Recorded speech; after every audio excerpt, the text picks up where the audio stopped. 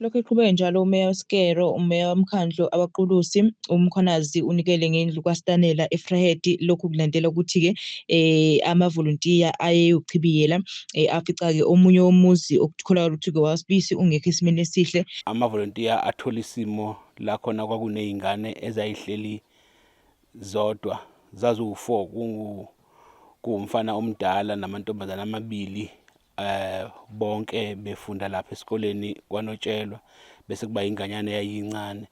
Bonke behlala endlini eyodwa, bepheka khona, belala khona. Kodwa kubonakala ukuthi isimo asisavumi ngoba umfana wayesekhulakhulile. Akusisi isimo esicomfortable ukuthi alale nodade wabo endlini eyodwa. Kodwa futhi okunye okunzima, babepheka eduze kwendlu phandle, ubona ukuthi uma izulu lina noma kunomoya baba nencindezi kakhulu yokungakwazi ukupheka. Asebika-ke amavolontiya kimi, ngafika ngazobheka, saqala kumsebenzi wokuthi asibasize. Umsebenzi wokuqala esawenza ukuthi amavolontiya wona ngokwawo, ngathenga ufenisi neyigxobo, beza bazobiya kwaphela. Siyokhethweni nje ngomhla ka-16 kuJulayi, ukhetho lokuchibiyela esafike sadla kulo mhlanganiso, kwazalwa ukhansela uMyeni ose-ward councillor njengamanje. Sasesibile singakaqali ukwakha. Bonke abantu abaningi babeyitshela ukuthi ngeke sisaqhubeka nokwakha ngoba babeyitshela ukuthi kwakuwumkhankaso nje wokhetho. Kuthe noma ukhetho selidlule saqhubeka sethembeka ukuthi siqhubeke sizokwakha.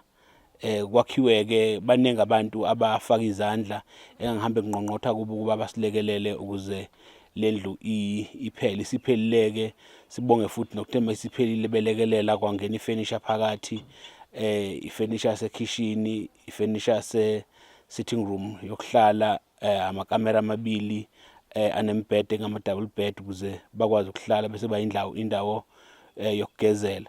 Kepha-ke sinomsebenzi wokuthi lo mndeni siwunakekele nasemva kokuthi bebe nendlu, ngoba ziyingane ngempela ezisadinga ukukhula, ziyafunda.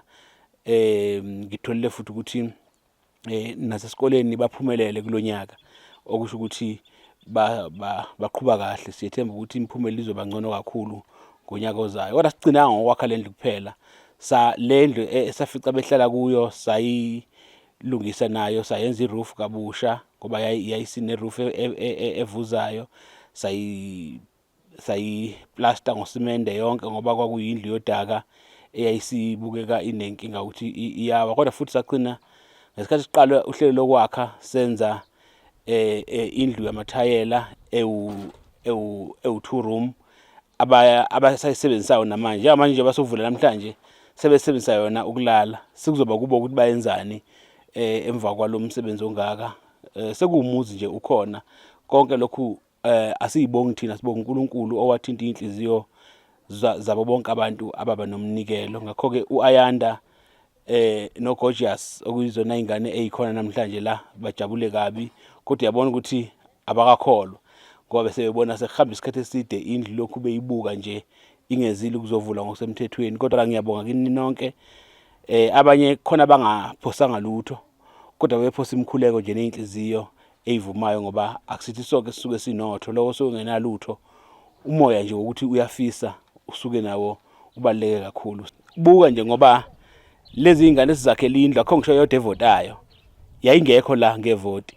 Sakhela abantu abangavoti, abangazivotelanga, futhi ngingaqinisekisa nakuleli khetho zisengaphansi njengoba siyokhethweni nje ngonyaka ozayo bazobe bengabi nawo ama-ID abagunyaza ukuthi bavote. Ngakho-ke asiyenzeli ivoti, siyenza ngoba uma ngabe ubekiwe ungumeya usuke ungasenzeli iqembu lakho.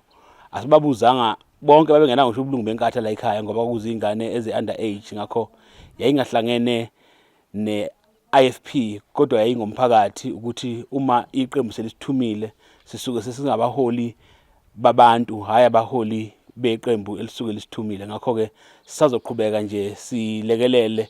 Njengamanje njengoba sila kunendlu esiyakhayo kwa-12, nakhona ugogo ohlala khona akanayo i-track record yokuba oweqembu le-IFP, futhi asimakhelanga ngoba eyiqembu le-IFP. Sakhela wonke umuntu lapho uNkulunkulu esibusise khona ngamandla. Ngakho-ke nala sasingakheli inkatha. Iy'ngane zala zingane ey'ncane, azisiwe ngisho abavoti azikaze ziyivotele inkatha ngoba zincane. Ngakho-ke sasakhela nje abantu ngalokho uNkulunkulu asibusise ngakho, kwakungekho ngendaba yepolitiki.